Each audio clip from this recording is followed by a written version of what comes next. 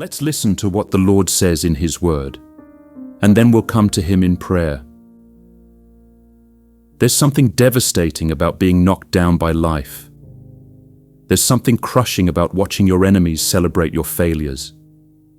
There's something suffocating about sitting in the darkness of disappointment, defeat, and despair, wondering if you'll ever see the light again. But I need you to know something today. Your fall is not your final position. Your failure is not your final chapter. Your current darkness is not your permanent address. I'm talking to someone right now who has fallen. Maybe you've fallen into sin. Maybe you've fallen into depression. Maybe you've fallen into debt.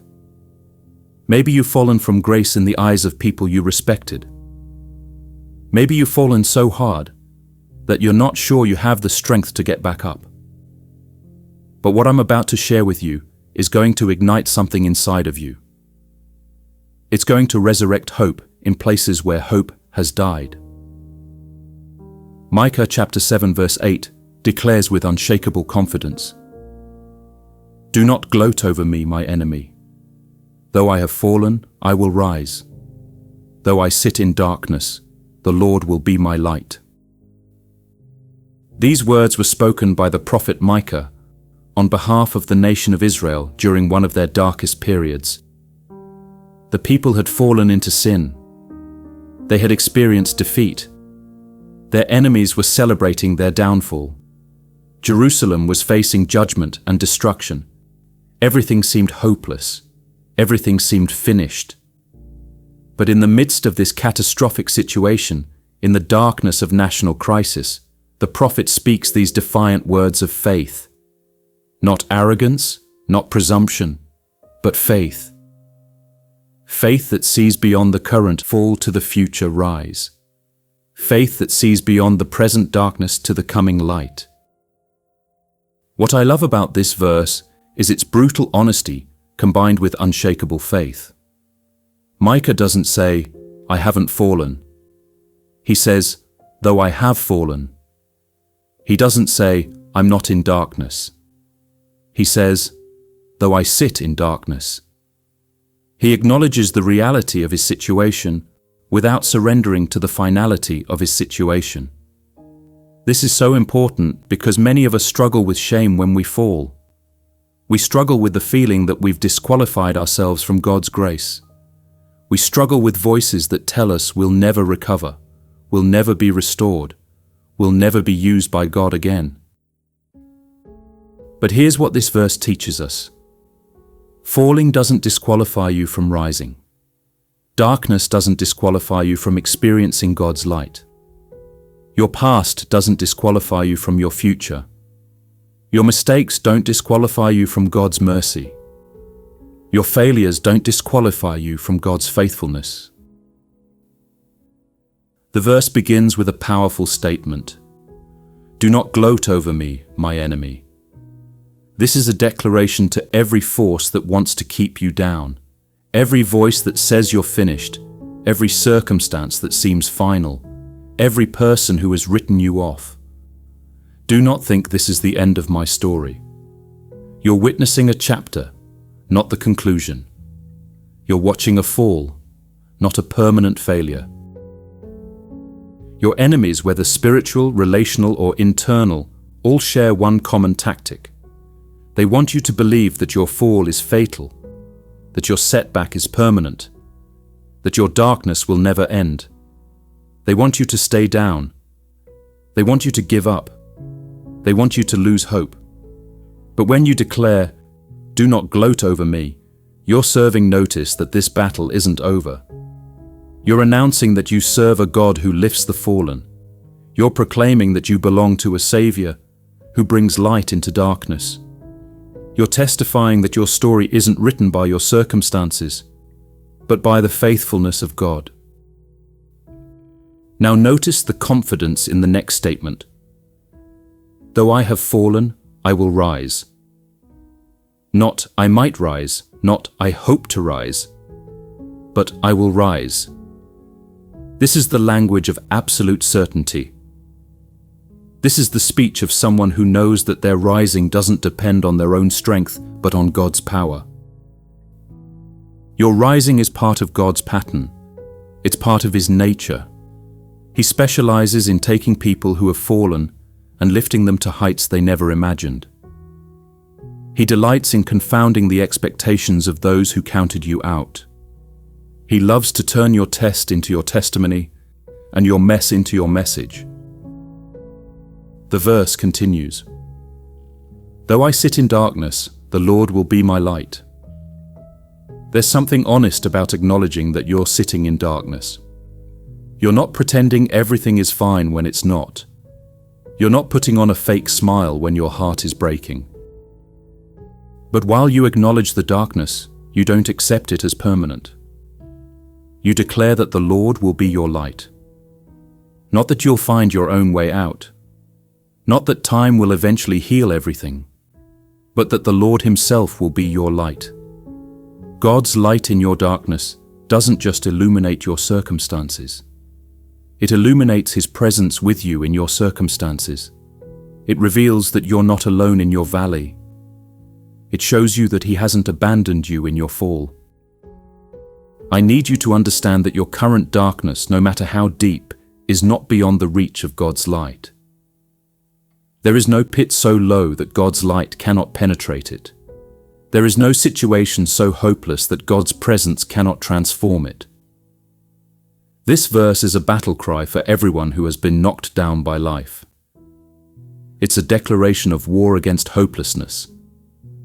It's a proclamation that your fall is not your identity, your darkness is not your destiny, and your enemy's celebration is premature.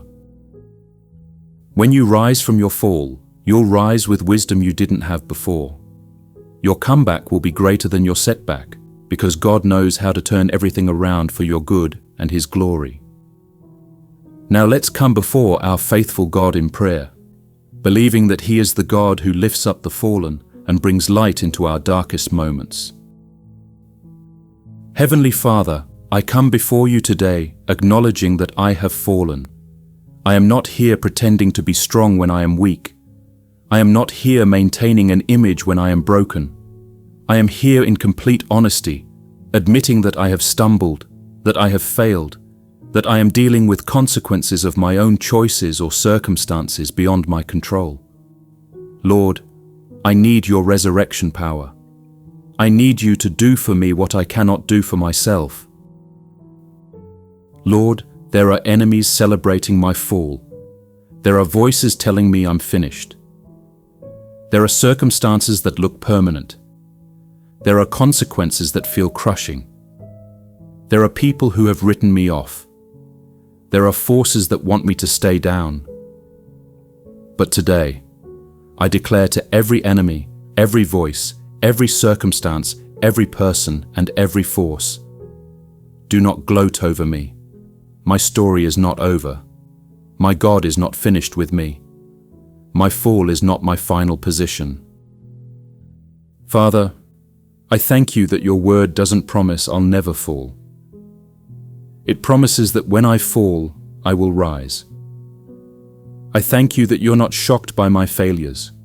You're not surprised by my mistakes. You're not disgusted by my weakness. Instead, you're moved with compassion. You're extending your hand. You're offering your strength. You're providing your grace. I receive your power to rise today. I don't rise in my own strength because I have proven that my strength is not enough. I don't rise in my own wisdom because my wisdom has failed me. I don't rise in my own righteousness because I have none. I rise in your power, your wisdom, your righteousness. I rise because you lift me up, not because I pull myself up. Lord, I acknowledge that I sit in darkness. This darkness is real. It's not imagined. It's not exaggerated. I'm in a dark place emotionally, spiritually, mentally, financially, relationally. The darkness is thick. The darkness is heavy. The darkness is disorienting. I can't see the way forward. I can't see the solution. I can't see hope. But today I declare that you will be my light. Not that you'll send light, not that you'll show me light, but that you yourself will be my light. Your presence is my illumination. Your word is my lamp. Your spirit is my guide. You don't just give me light, you are the light. And where you are, darkness cannot remain. Father, break through every dark place in my life with your glorious light. Break through the darkness of depression and bring the light of joy. Break through the darkness of confusion and bring the light of clarity. Break through the darkness of despair and bring the light of hope. Break through the darkness of defeat and bring the light of victory. I pray for everyone listening who has fallen. Some have fallen into sin and they're drowning in guilt and shame. Lift them up, Lord. Cleanse them. Restore them. Remind them that your grace is greater than their sin. Some have fallen into depression and they can't see a reason to keep going. Be their light, Lord. Give them hope. Give them strength. Give them a reason to rise. Some have fallen financially and they're overwhelmed by debt and pressure. Provide for them, Lord. Open doors. Create opportunities. Show them that you're still Jehovah Jireh. Some have fallen from positions of influence and they feel humiliated and embarrassed. Restore them, Lord. Rebuild what was broken. Redeem what was lost.